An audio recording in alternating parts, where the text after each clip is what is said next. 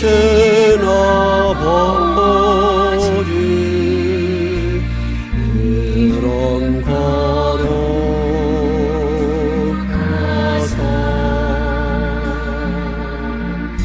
주님 나라. 함께 읽을 하나님의 말씀은 마태복음 6장입니다. 마태복음 6장. 제가 가진 성경은 신약 성경입니다. 신약 성경 마태복음 6장 9절 8페이지입니다.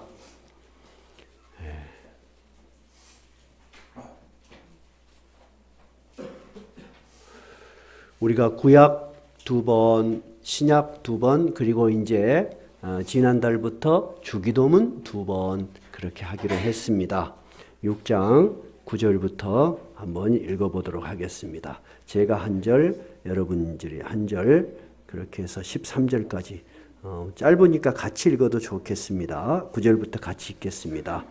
그러므로 너희는 이렇게 기도하라. 하늘에 계신 우리 아버지여, 이름이 거룩히 여김을 받으시오며 나라가 임하시오며 뜻이 하늘에서 이루어진 것 같이 땅에서도 이루어지이다.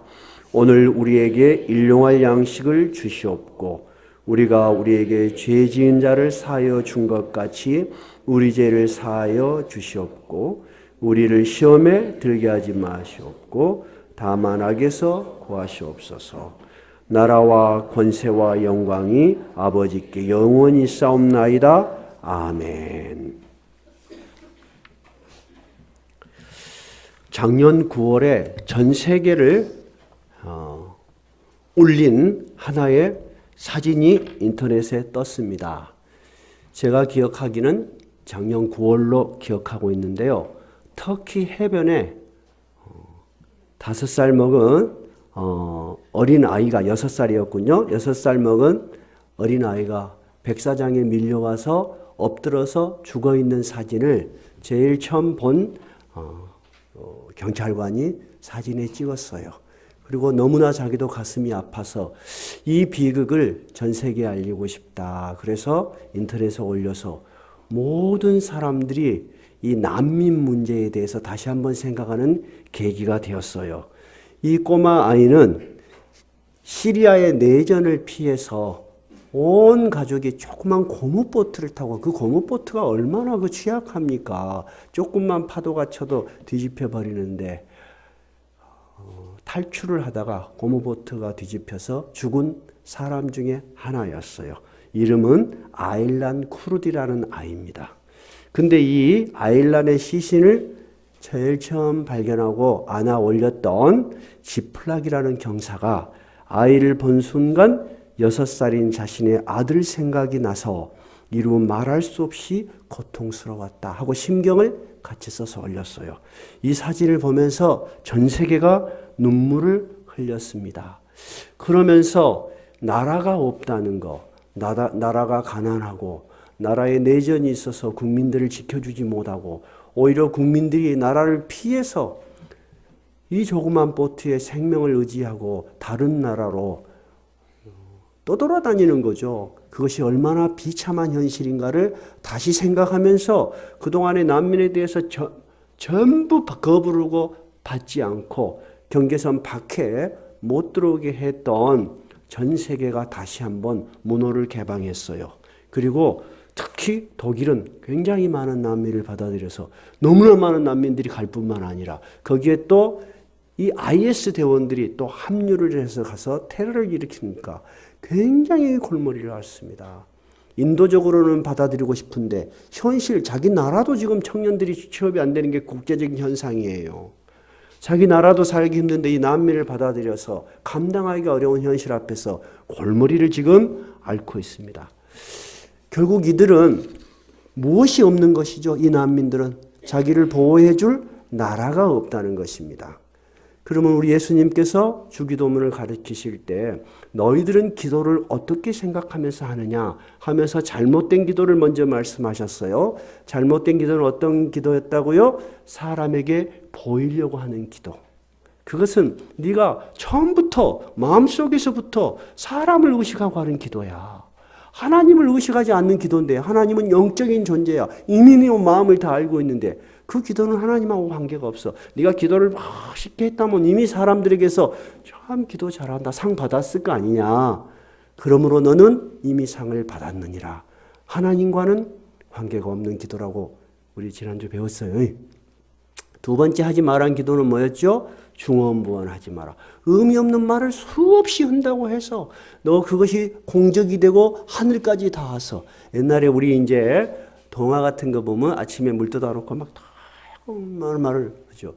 인간적으로 보면 그 정성이 이루 말할 수 없이 갸륵하지만 하나님과 아무 관계가 없는 기도다. 그러면서 가르쳐 주신 기도가 주기도문이죠. 우리는 그냥 주기도문 그렇게 하는데요. 원래 원문의 뜻은 Lord's 그렇게 prayer예요. 주님의 기도. 주님께서 우리에게 가르쳐 주신 기도라는 뜻이에요. 첫 번째가 뭐라 그랬다고요? 하늘에 계신 우리 아버지. 이 기도를 들으신 분이 있다 없다? 분명히 있다는 거예요. 너는 기도를 할 때 이 기도는 대화야. 영혼의 호흡이고 영혼의 생명이야. 이게 끊어지면 죽어. 영혼이 죽어가는 거예요. 그죠? 근데 너 혼자 하는 대화가 아니고 너가 말을 하면 듣는 이가 있다 없다? 분명히 있는데 그분이 누구시다? 하늘에 계신데 그분은 누구시다? 너의 아버지야. 어제도 우리 결혼식 했는데 결혼식 과정에 나왔지만은 자녀들은 쉽게 하는 결정을 부모들은 몇 날 며칠을 고민해서 뒷바라지를 하는 거예요. 그것이 부모의 마음이에요. 하나님도 똑같다는 것입니다. 너희들이 진심이 됐든 가식이 됐든 어떤 기도냐 그것을 떠나서 하나님은 너에게 항상 뭐가 있다? 관심이 있어. 너의 말을 듣고자 한다는 거예요. 근데 너가 그 하나님을 의식하지 못하고 사람에게 보이려고 하는 기도, 의미 없는 기도하지 말고 정말 관심이 있는 너의 영혼의 아버지께 기도한다고 생각하고 아버지하고 대화를 하듯이 기도를 해라는 것입니다. 그것이 하늘에 계신 뭐라고요? 우리 아버지. 그러면 여러분은 나의 아버지가 되는 것이죠. 두 번째 기도는 뭐라고요? 이름이 거룩히 여김을 받으시오며. 근데 그 아버지는 네가 하찮게 대해도 되고 네가 무시해도 되고 네가 의식하지 못하면서 기도해도 되는 대상이 아니라 참으로 거룩하신 분이라. 거룩하신 분이라는 것은 원어 뜻은 이 세상에 존재하지 않는 이 세상과는 구별되는 존재라는 뜻입니다. 너가 그렇게 그분을 생각하면서 기도하고 살고 있느냐? 그 말이에요. 그래서 지난주 설교에 루터는 이 대목 하나님의 이름이 거룩히 여김을 받으시오며 하는 대목만큼 우리를 경건하게 하고 두렵게 하는 기도는 없다. 왜냐하면 우리는 늘 하나님을 무시하고 살았고 의식하지 않고 살았기 때문에 우리가 이 기도를 진심으로 한다면 내가 하나님의 이름을 높이고 살고 있는가, 그렇게 기도하고 있는가 생각해 볼 필요가 있다는 거예요. 근데 오늘 가르쳐 주신 기도는 뭐죠? 하나님의 나라가 임하시오며 하는 기도예요. 그러면 제가 난민 이야기를 왜 했죠? 이 세상에 사는 사람도 자기를 보호해 줄 나라가 없어. 나라가 있지만 그 통치가 너무 악해. 백성을 오히려 괴롭혀. 그럼 어때요? 수없이 탈출을 해요. 그러면 그 사람에게 그 나라는 의미가 있어요? 지옥과 같은 거예요. 지옥과 같은 것이에요. 그래서 일가족이 그 조그만 고무보트를 타고 죽을 줄 알면서도 파도를 헤쳐서 유럽으로 지금 건너오고 있는 것입니다. 그런데 예수님께서는 하나님의 나라가 있다는 것입니다. 이 세상에 나라가 존재할 뿐만 아니라 하나님의 나라가 존재하고 하나님의 나라가 존재한다면 또 뭐가 있어야 되겠습니까? 나라가 되려면 하나님의 백성이 있어야 돼요. 세 번째 나라가 있으려면 뭐가 있어야 돼요? 영토가 있어야 돼요. 그러면 우리가 나라가 성립되기 위해서는 세 가지가 있어야 돼요. 첫째는 뭐가 있어야 돼요?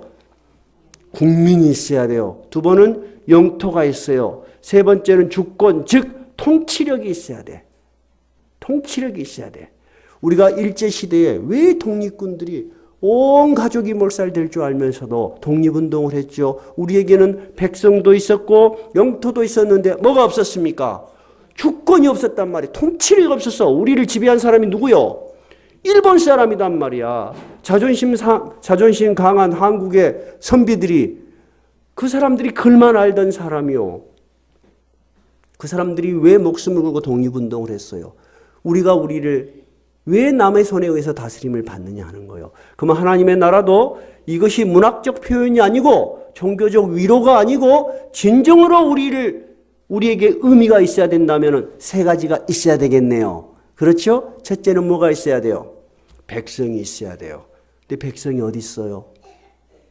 보이지도 않는 나라에. 두 번째는 뭐가 있어요? 영토가 보이지도 않는 영토가 어디가 있어요? 세 번째는 뭐가 있어야 돼요? 통치력, 다스림이 있어야 돼. 그 백성들이 그 다스림을 따라서 사는 이 세계가 있어야지 여러분, 하나님의 나라가 우리에게 실존의 나라가 되는 것이고, 그 하나님의 나라가 우리가 따라갈 수 있는 나라가 되는 것이고, 그 하나님의 나라를 가르친 예수님의 기도가 확실하게 의미가 있는 거예요. 그럼 우리가 이 세 가지를 한번 살펴보십시다. 예수님께서 이 땅에 오셔서 처음으로 하나님의 말씀을 전할 때 첫 마디가 뭐였습니까? 마태복음 4장 17절에 있는 말씀인데 찾지 마세요. 뭐라고 하셨죠? 회개하라, 천국이 가까웠느니라. 천국이 뭐예요, 여러분? 하나님의 나라입니다. 이 천국이 모든 사람들의 생각 속에 지금도 그렇고 유대 몇천 년의 역사 속에도 하나님의 나라는 어디에 있습니까, 여러분? 땅에 있어요? 하늘에 있어요? 분명히 하늘에 있다고 생각합니다. 하늘에 있기 때문에 나하고 직접적 관계가 있어요? 없어요? 없어요. 그저 예배의 대상이었단 말이에요. 그런데 예수님께서 사람들에게 제일 처음 하신 놀라운 복음의 소식, 회개하라, 천국이 가까이 왔다. 그 말이 뭐예요? 천국이 가까이 왔다는 것은 너희들 생각 속에 하늘에 머물러 있던 나라가 이 땅에 임하였다는 것입니다. 그러면서 우리에게 그 하나님의 나라로 가는 방법은 뭐다? 첫 번째, 회개하라예요. 그러면 회개하라는 건 뭐예요? 우리 어렸을 때 회개기도 참 많이 했어요. 어저께 한 회개기도 다시 하고 할 게 없어가지고 어렸을 땐 별 죄가 없는 줄 알았어. 회개하라는 것은 우리 잘못된 일을 뉘우치고 반성하는 것은 분명히 회개하라는 건 맞아요. 근데 회개하라의 원어는 메타노이아의 뜻이에요. 메타노이아의 뜻은 뭐냐면 방향을 돌리다의 뜻이에요. 우리의 모든 생각과 욕망과 의식이 세상을 향해 있어. 보이는 세계 속에만 있죠. 인간은 그럴 수밖에 없습니다. 그런데 보이지 않는 하나님의 나라가 분명히 존재하고 가까이 왔다는 거예요. 그러니까 너는 이제 너의 생각과 사고방식과 너의 행복의 근원에 찾아서 방향을 세상 쪽으로 가지 말고 하나님의 나라로 돌려라는 것입니다. 이것이 회개하라는 거예요. 그것이 여러분 회개하라의 근본적인 거예요. 자, 그렇게 예수님이 말씀을 전하면 그 당시 그 말씀을 듣던 사람들이 이해가 됐겠습니까? 뭔가 말은 그럴듯한데 이해가 안 됐겠습니까? 어땠을 것 같습니까, 여러분? 이해가 안 됐지요? 그러면 그 당시에 가장 많이 공부한 이 성경에 대해서 아주 경건하고 하나님의 나라에 대해서 누구보다도 소망하던 사람들이 바리새인들이에요. 그리고 그 당시 가장 정치적 영향력이 많았던 공회원, 사내들인 72명, 즉 우리나라로 말하자면 최고의 정치인 중에 한 사람인 니고데모가 이 예수의 말을 듣고 참으로 궁금했던가 봐요. 근데 예수가 하는 일을 보니까 너무 놀랍기는 해요. 그리고 선한 분인 것 같아. 그래서 아무도 모르게 한밤중에 찾아왔습니다. 그것이 요한복음 3장에 있는 이야기입니다. 근데 니고데모가 한밤중에 찾아와서 예수님과 대화를 합니다. 이 대화는 여러분 성경을 한번 보면서 이야기를 하십시다. 요한복음 3장입니다. 오늘 한 두 군데 찾아볼 것이 있으니까 요한복음 3장은 책갈피를 끼워 넣으세요.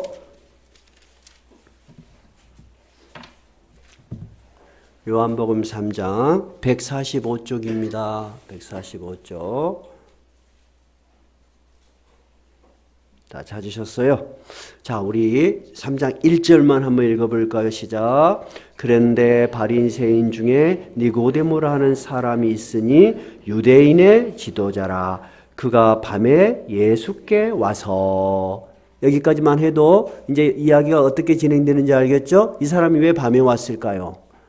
예수는 정식으로 인정받은 랍비가 아니에요. 그러니까 정말로 학문이 높은 자기가 낮에 찾아가기는 좀 부담스러웠던 것 같아요. 추측컨대 그렇다는 것입니다. 근데 와서 하는 말이, 당신은 하나님께로 오는 선생이 분명한 것 같습니다. 만약에 당신이 하나님께로서 온 존재가 그런 위대한 사람이 아니라면 이러한 일을 할 수 없습니다 하면서 예수님께 다가왔어요. 그러면서 정말로 당신은 훌륭한 랍비, 훌륭한 선생인 것 같습니다 하고 왔어요. 그런데 이 니고데모가 예수에게 질문을 하기도 전에 예수님이 바로 답변을 해버리십니다. 참 재미있죠? 어떤 사람이 왔는데 우리가 애들이 딱 오면 어느 정도는 제가 뭐 때문에 왔다 알 수 있어요. 뭔가 막 방 청소를 하고 막 엄마를 도와주면 돈 떨어져 가구나. 다 아는 것처럼. 근데 니고데모는 이 니고데모가 한밤중에 예수님께 딱 찾아왔는데 예수님이 바로 이야기를 하셨습니다. 3절을 한번 읽어볼까요? 예수께서 대답하여 이르시되 진실로 진실로 너에게 이르노니 사람이 거듭나지 아니하면 하나님 나라를 볼 수 없다. 그러면 이 예수님은 니고데모가 뭐 때문에 왔다는 걸 안다고요? 하나님의 나라를 어떻게 볼 수 있습니까? 정말 궁금해. 내가 경건하게 지금까지 이 율법을 공부하고 살고 있는데 진짜 하나님의 나라가 있는 것인가? 이 땅을 한 번쯤은 보고 싶다. 이런 소망을 가졌던 것 같아요. 지난번에 제가 자주 인용하는 거라 죄송해요. 삼성의 이병철 씨가 그 갑부가, 그 머리 좋은 사람이, 한국 경제의 대들보를 깐 그 사람이, 세계에서 매디되는 삼성이라는 기업을 일으킨 그 양반이 죽을 때 남긴 첫 번째 질문이 뭐였다고요? 왜 신이 있다는데 우리에게 보이지 않느냐? 똑같은 거예요. 예수님께서 니고데모야, 너는 하나님의 나라에 대해서 궁금하구나. 하나님의 나라를 보고 싶은 거구나. 근데 하나님의 나라는 어떻게 된다? 사람이 거듭나지 아니하면 볼 수가 없다. 아니 여러분, 거듭난단 말이 뭔 말이요? 우리는 그것을 너무 신학적으로 이해하니까 성경을 더 어렵게 만드는 거야. 다시 태어난다는 말입니다. 근데 니고데모는 말을 금방 알아들었어요. 그래서 그 말을 알아듣고 바로 하는 이야기가, 아니 사람이 어떻게 태어났는데 다시 어머니 뱃속에 들어갈 수가 있습니까? 여러분, 이렇게 질문해야지 정상적인 질문이야. 근데 교회를 오래 다니면 지가 다 한 줄 알아. 거듭났다는 것은 여러분 새로 태어난다는 것입니다. 여러분, 새로 태어나려면은 그 원래의 사람이 어떻게 돼야 되죠?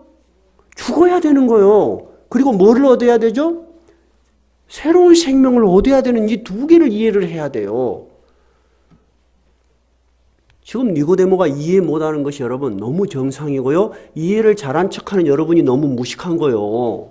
어려운 말이에요, 이게 거듭난다는 것은. 그런데 청소년들이 아무것도 모르고 찬양을 해. 거듭나게 하여 주시니 감사합니다. 막 그러면 좋은 거예요. 근데 그 의미는 조금 더 깊은 거예요.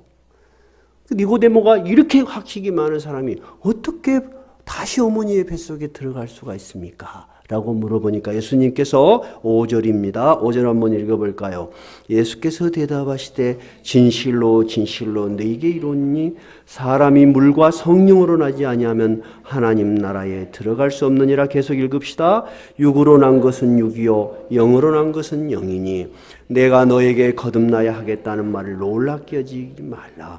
바람이 임의로 불매 내가 그 소리는 들어도 어디서 와서 어디로 가는지 알지 못하나니 성령으로 난 사람도 다 그러하니라. 니고데모야, 그래, 네가 그 말을 못 이해하는 것은 맞다. 왜냐하면은 네가 가진 모든 지식과 네가 가진 모든 생각과 네가 지금까지 들었던 모든 종교를 통해서도 이것은 알 수가 없는 거야. 그것들은 다 인간적인 능력 안에 있는 것이야.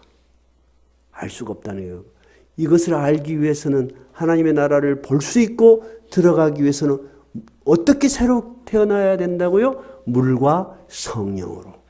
여기서 물은 뭐예요, 여러분? 세례를 의미합니다. 그래서 제가 오랫동안 교회를 다니시지만은 세례받기를 거부하는 사람에게 대해서 저는 매우 염려가 됩니다. 그 마음속에는 하나님을 거부하지는 않지만 내가 그 속에 들어가고 싶어 하는 그 세계로 들어가려고 하는데 두려움이 있는 거예요. 내가 마치 사로잡혀 버릴 것 같고 그런 것입니다, 여러분. 영적인 것은 생각이 깊고 깊은 사람일수록 어려운 거예요. 차라리 그래서 어렸을 때 받아버리면 쉬워. 나 세례 받았다.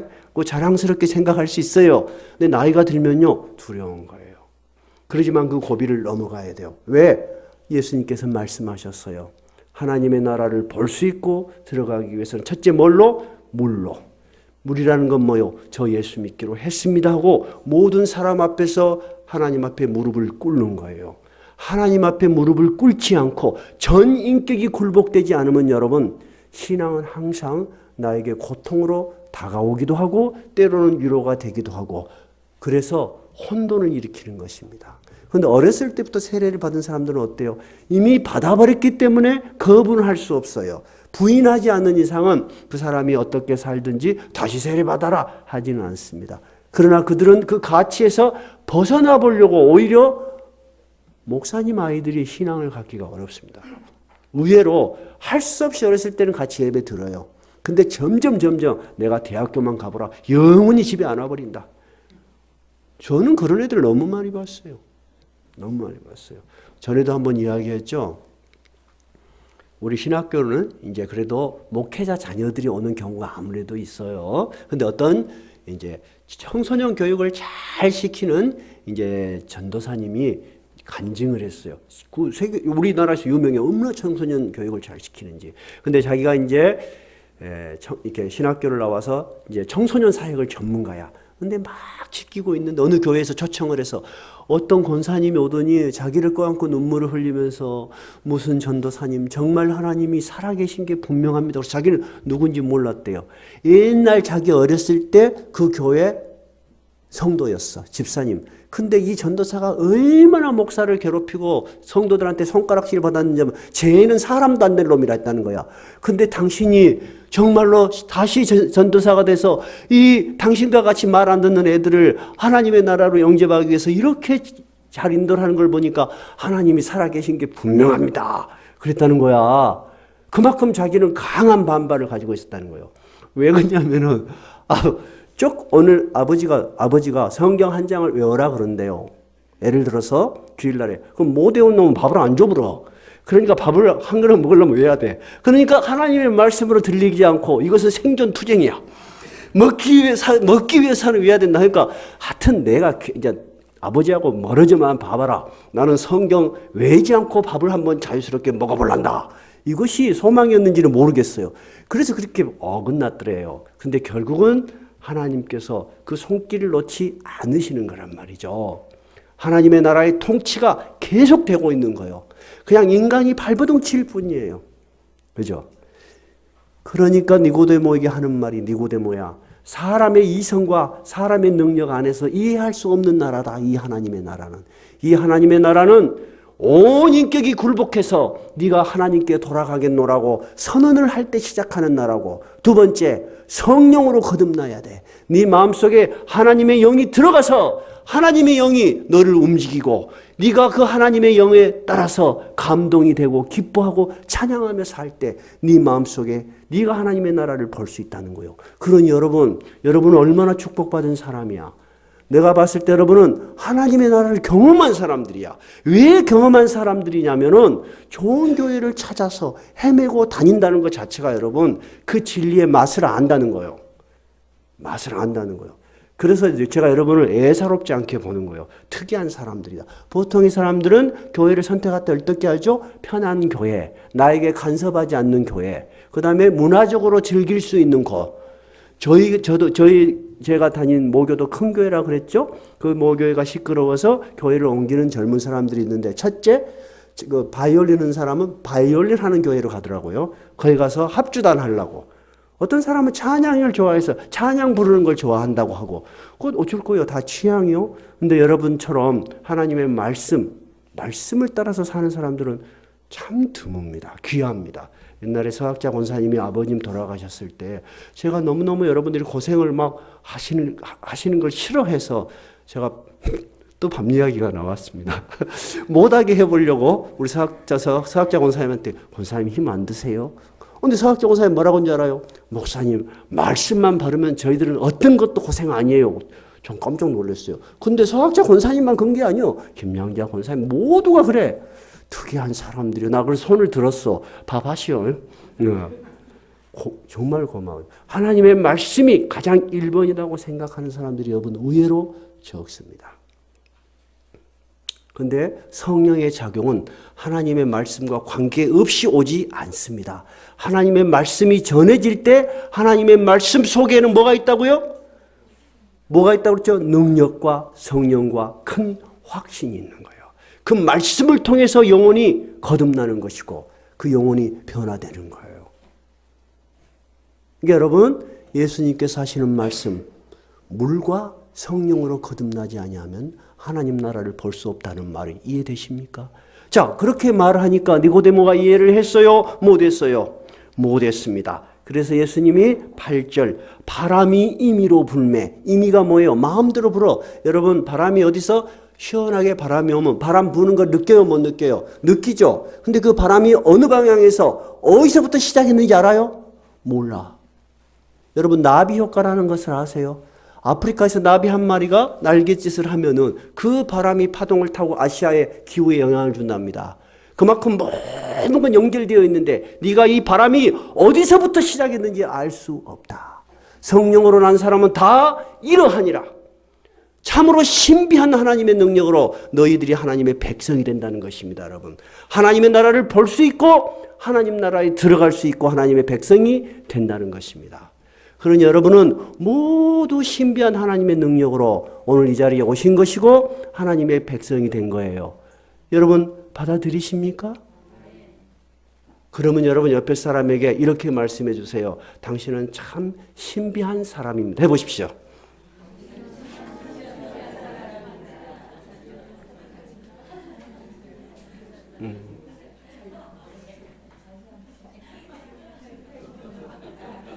여러분 참으로 하나님의 능력은 바람이 어디서부터 시작했는지 모르지만 분명히 우리에게 느껴지잖아요. 우리는 그 하나님의 말씀을 들으면 즐거워해요, 즐거워하지 않아요? 즐거워해요. 기뻐해요, 안 해요? 기뻐해요. 근데 이걸 가르쳐서 될 일이요? 안 된단 말이에요. 그래서 어제도 결혼식 하면서 제가 그랬잖아요. 두 젊은 남녀가 시작하기에 너무나 많이 부족해. 부모로서는 만류하고 싶어. 그래서 상처를 주면은 과연 얘들이 가서 다시 주님의 사랑을 회복하는데 얼마나 오랜 시간이 걸릴 것이며 평생을 살면서 나를 보면 이를 득득할 텐데. 근데 하나님의 사랑에 맡기자. 그 첫 번째 뭐였어요? 하나님을 사랑하는 자. 두 번째 그 뜻대로 부르심을 입은 자들. 이 부르심이라는 게 참으로 신비해요. 신비하게 시작했지만은 이 사람이 정말 그 부르심을 하나님을 사랑하게 되는 데까지는 우리는 과정을 알 수가 없어요. 우리 영경이도 그랬고 자오도 그렇게 하나님을 사랑한 게 확실해요. 그러면 남은 게 뭐다고요? 세 번째가 뭐였어요? 네, 그러면 모든 것이 합력하여 선을 이루느니라. 그것이 여러분 하나님 나라의 위대함이야. 하나님 나라의 위대함은 우리가 생각을 하지 말라는 것이 아니에요. 합력하라는 것은 뭐죠?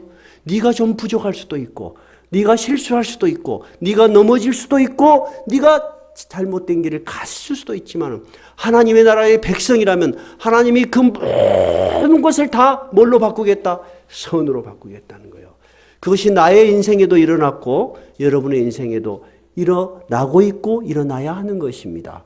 그 하나님에 대한 선에 대한 의지, 신뢰, 그것이 여러분 믿음이에요.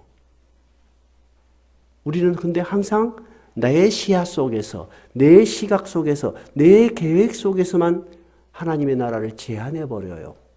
그렇죠? 우리는 인간이고 약하니까. 그거를 보고 믿음이 약하다고 하는 것입니다. 믿음이 없다고 하지 않아요? 근데 믿음이 강하다는 것은 무엇이냐면 내가 지금 이해할 수 없고 내가 지금 손해보는 것 같지만은 하나님의 길을 따라서 걷는 거고 하나님이 가르쳐 주신 그 진리를 받아들이는 거예요. 그렇게 사는 거예요. 그 사람에게 하나님의 나라가 보이는 것이고 하나님의 나라가 임하는 것이고 하나님의 나라가 이루어지는 거예요. 그러면 여러분 하나님의 나라는 하늘에만 있어요? 우리에게도 있어요. 우리에게도 임하세요. 바리새인들이 예수께 와서 이렇게 이야기했습니다. 하나님의 나라는 언제 임하는 것이냐? 어디에 있는 것이냐? 물었습니다. 근데 예수님이 이렇게 대답했습니다. 하나님의 나라는 이곳에 저곳에 있는 것이 아니고 너희 가운데 있느니라. 그 말이 뭔 말이죠? 이미 하나님의 나라가 이 땅에 임하였다는 것입니다. 그러면 하늘의 위대함은 이 땅에서도 이루어지고 있는 거예요. 그렇죠? 누구를 통해서? 하나님의 백성들을 통해서 이루어지고 있는 것입니다.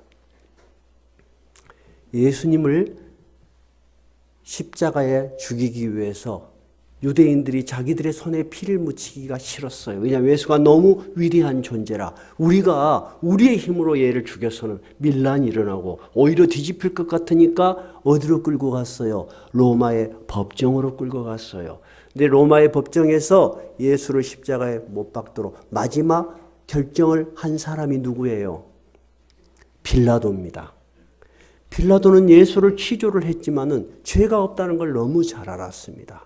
무죄라는 것을 잘 알았습니다.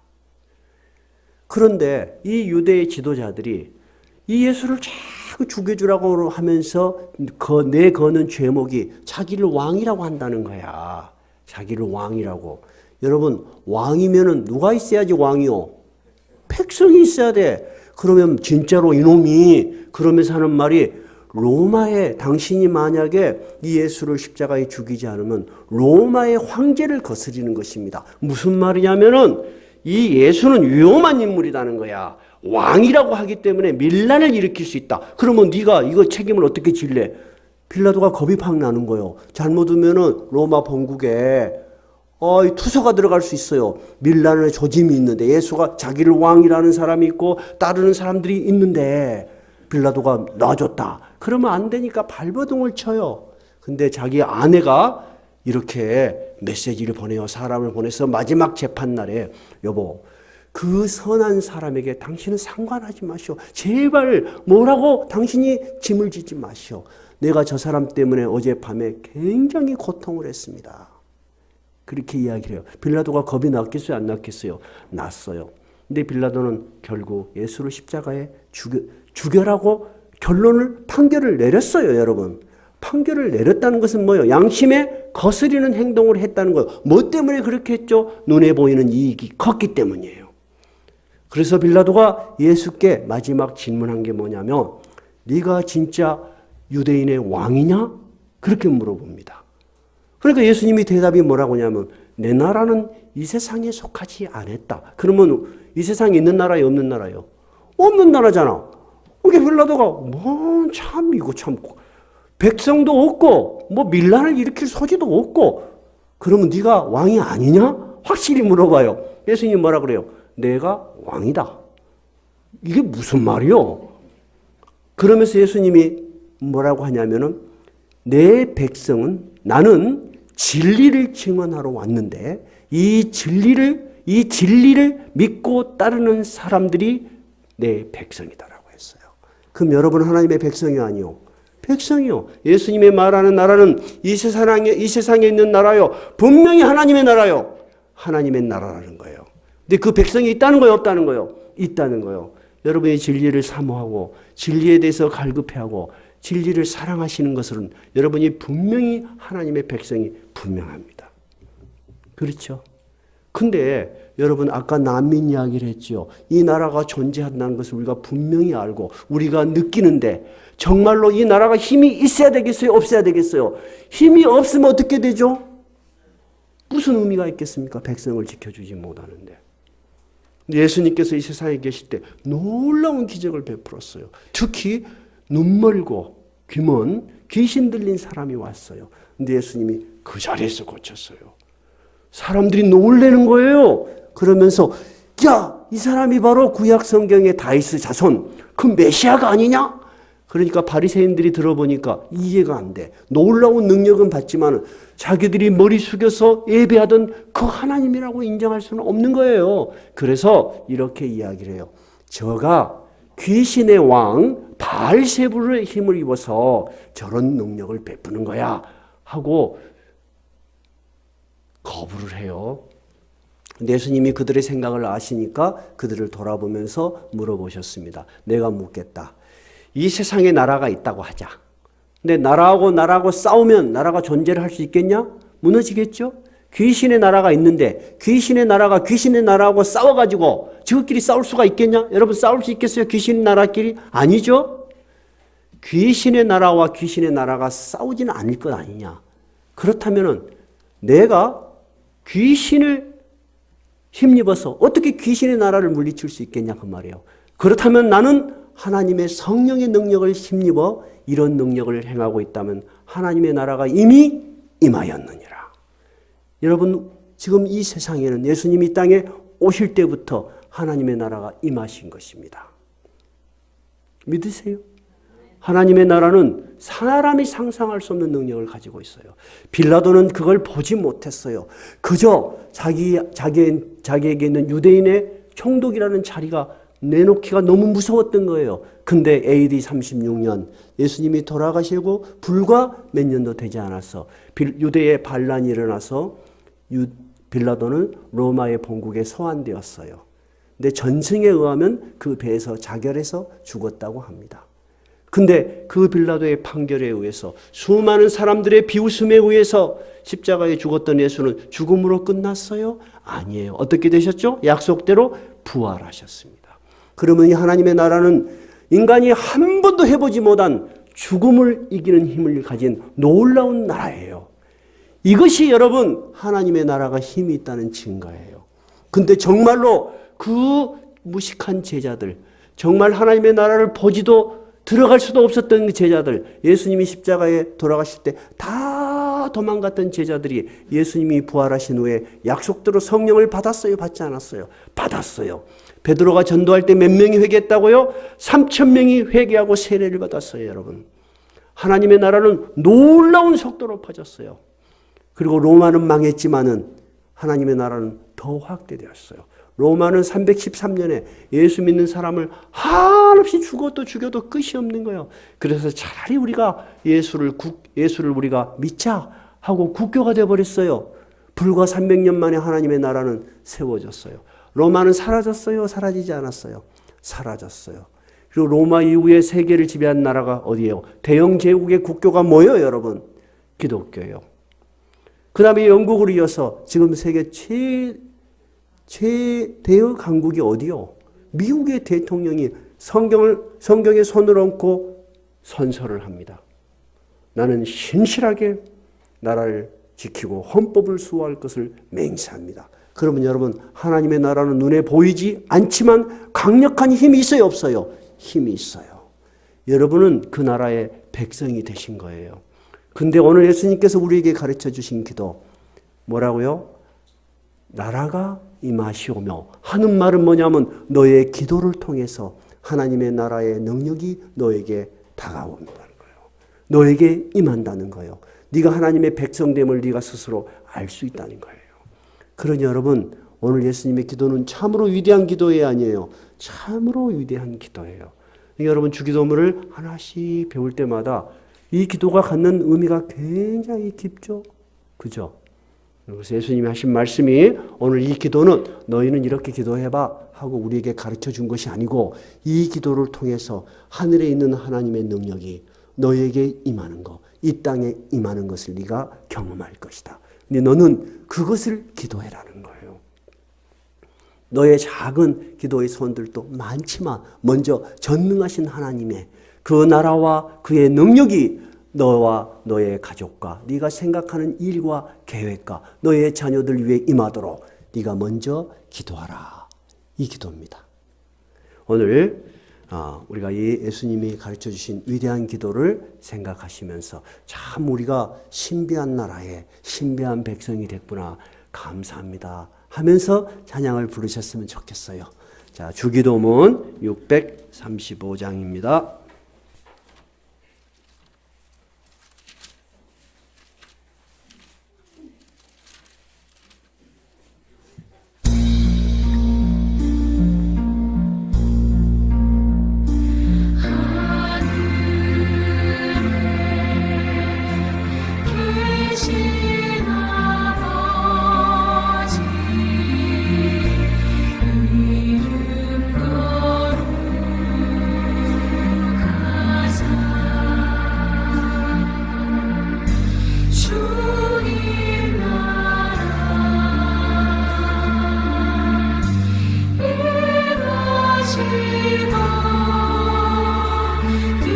뜻이